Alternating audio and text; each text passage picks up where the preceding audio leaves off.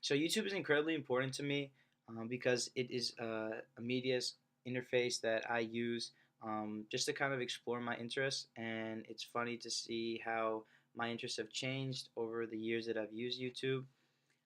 So one of the things that I use YouTube mostly for would be music.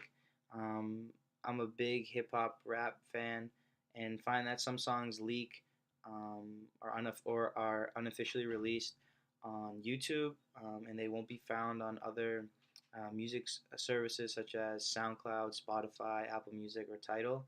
So the only way to listen to them is through YouTube before they get officially released. Also, if a song is big enough, while I don't really like watching them that much, I'll watch a music video.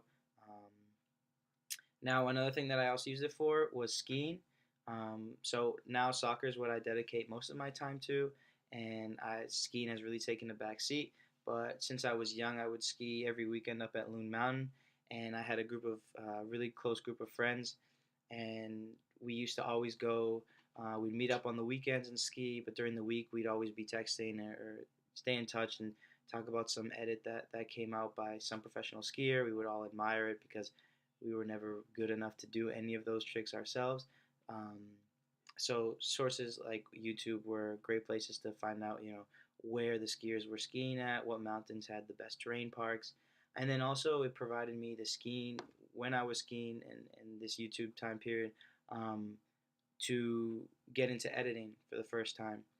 So it was the first time one of my friends had a GoPro, and we would take it up onto the mountain, and we would take turns. We would do laps in the terrain park, film each other off doing different features like jumps, rails, boxes. Um, and I actually really enjoyed filming more than anything because I used to try to watch those edits that I talked about. I'd try the different camera angles with the GoPro, and it'd be on the GoPro stick. Um, and then after we would get the clips together, I'd upload them onto my computer. I'd edit them. I'd really like to. My favorite part was really getting the clips and trying to match them up with the songs, or whatever song we were listening to at the moment. And then I actually published a few edits, and they're actually very, very poorly done. And we were also not very good. Um, at skiing or doing really any of those tricks. But it was really fun. And now the biggest thing that I use YouTube now for, my interests have changed. Sort of music is still very prevalent, but skiing has kind of taken a back seat. And what the big thing is now for me is soccer. It's basically everything that I dedicate my time to.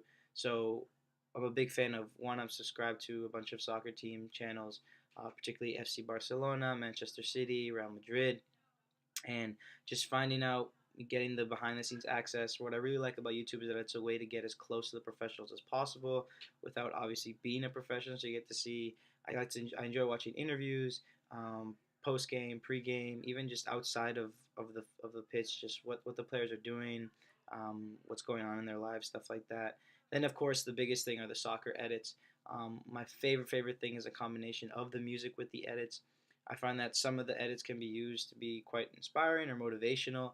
I know people get pumped up to songs, but sometimes there's a good edit with an incredible song, and the person who created the edit of a Lionel Messi, Ronaldinho video really gets you pumped up. So that's my favorite thing. Honestly, right now about YouTube is how remixes, like the music, can really be used to affect the audience in an emotional way, and get them to, I don't know, to feel a certain kind of way. So those are the main reasons why YouTube is important to me. It's a way to just for me get further involved in all of my interests, and they've really transitioned from skiing and now into soccer.